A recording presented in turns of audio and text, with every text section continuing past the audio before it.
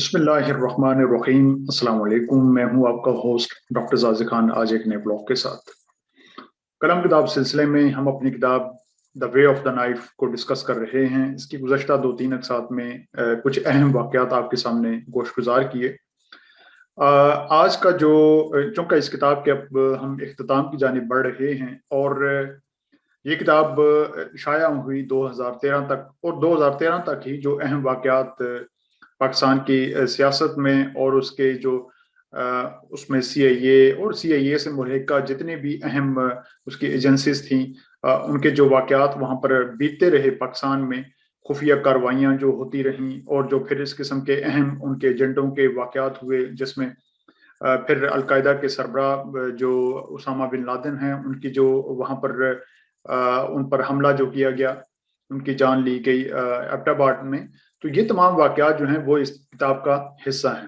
आज के एपिसोड में मैं आपको एक और अहम जो इसमें वाक़या है वो आपके साथ शेयर करूँगा। लेकिन इससे पहले ये जान लीजिए कि 2008 में जब पीपल्स पार्टी की हुकूमत बनी, उस वक़्त ज़रदारी सदर थे।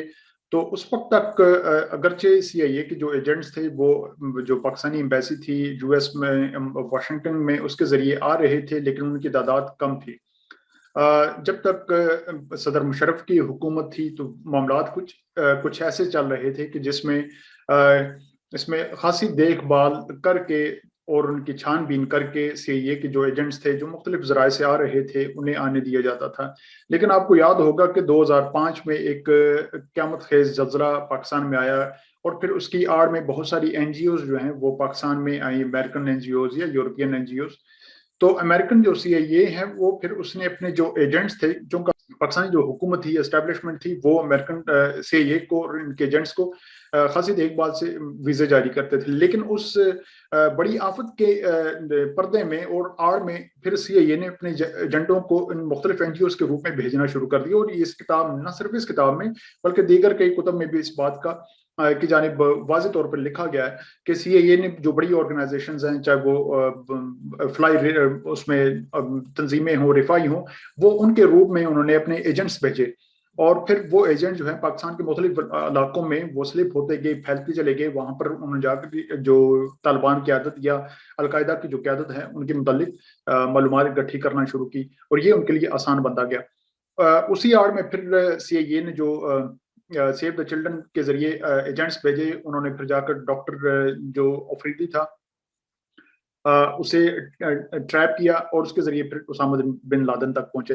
इंशाल्लाह वो कल के लिस्ट में कल के जो एपिसोड होगा उसमें फिर आपको तफसील से बताऊंगा कि उसके साथ डॉक्टर शकील अफरीदी को कैसे ट्रैप किया गया, उसके साथ कैसे मामला तय पाए, वो कैसे सीआईए का एजेंट बनकर उनके लिए काम करता रहा, और उसमें एक कैसे, यानी कि एक पाकिस्तानी जो शहरी था वो उनका एजेंट बना कैसे और उसके बदले में उसे क्या मिला। तो ये सारे वाक़यात इंशाल्लाह कल आपके साथ शेयर करूंगा। लेकिन आज का जो अहम वाक़या है वो ये है कि जब सदर जरदारी पीपल्स पार्टी की हुकूमत बनी, जरदारी यहाँ सदर थे, तो उन्होंने पाकिस्तान का एक जो सहाफ़ी है जो मुख्तलिफ अदवार में नवाज शरीफ के साथ भी रहा और फिर बेनज़ीर भुट्टो के साथ भी रहा, जिसका नाम है हुसैन हक्कानी। हुसैन हक्कानी जो है वो चूँकि एक नामवर जर्नलिस्ट था, उसे जो सफारती जो मामलात हैं उसकी अच्छी समझ-बूझ भी थी, तो उसे फिर वाशिंगटन में पाकिस्तान का सफ़ीर नामज़द किया।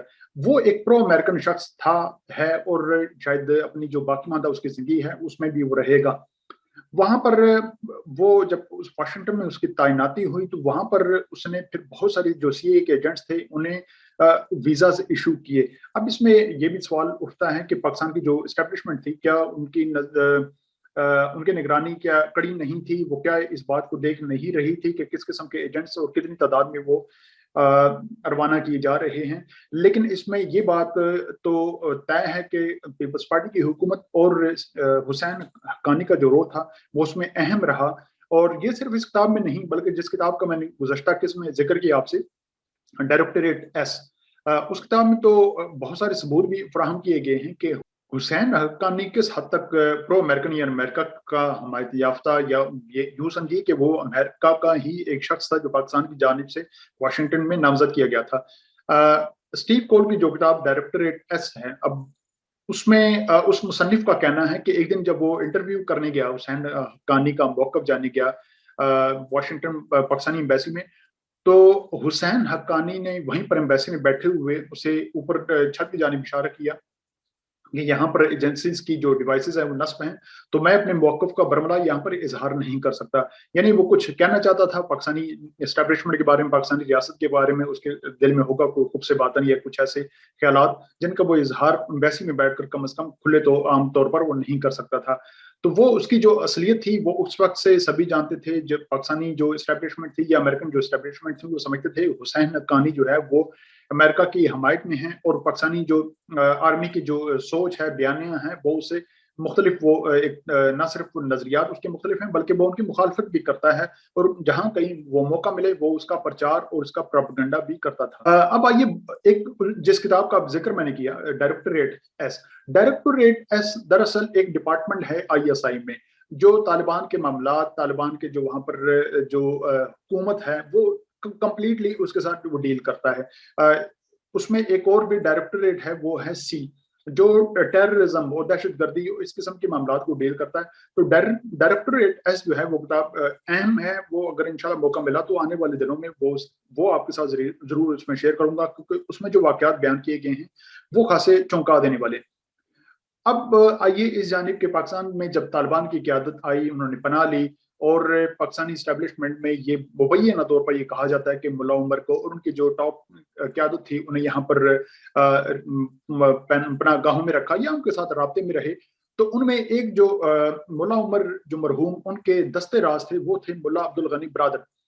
मुल्ला अब्दुल गनी बरादर तालिबान के दौर में वज़ीर थे, सीनियर वज़ीर थे और फिर वो जब 2001 के बाद यहाँ पर पाकिस्तान में आए, तो यहाँ पर पाकिस्तान के मुख्तलिफ इलाकों में छुपते रहे, पनाहगाहों में रहे और फिर वो रहे कराची में। अब जो सीएए की डिवाइसेस थी, सीएए के जो यहाँ पर इंटेलिजेंस नेटवर्क था, पाकिस्तान में मजबूत तर होता चला गया। फिर उन्होंने यहाँ पर उन अपने डिवाइसेस और नेटवर्क के ज़रिए उन्होंने ट्रेस करना शुरू कर दिया कि पाकिस्तान में जो तालिबान की क़यादत है, वो कहाँ पर है। तो इसी तरह एक ऑपरेशन में उन्होंने कुछ ट्रेस किया। कराची के एक इलाके बल्दिया टाउन में एक मकान में उन्होंने ट्रेस किया कि वहाँ पर तालिबान का कोई अहम लीडर मुकीम है, जिसके राब्ते तालिबान की आला क़यादत के साथ मौजूद हैं। अब इसमें कौन से वहाँ पर ज़राए इस्तेमाल किए गए, ये एक लंबी तफ़सील है, उसमें हम नहीं जाते। लेकिन सीआईए ने आईएसआई को इस बारे में खबरदार किया और बताया कि यहाँ पर जो हमारे जो मुखबर हैं, उनके मुताबिक यहाँ पर एक तालिबान का अहम लीडर मुकीम है, तो क्यों ना उसे गिरफ्तार कर दिया जाए।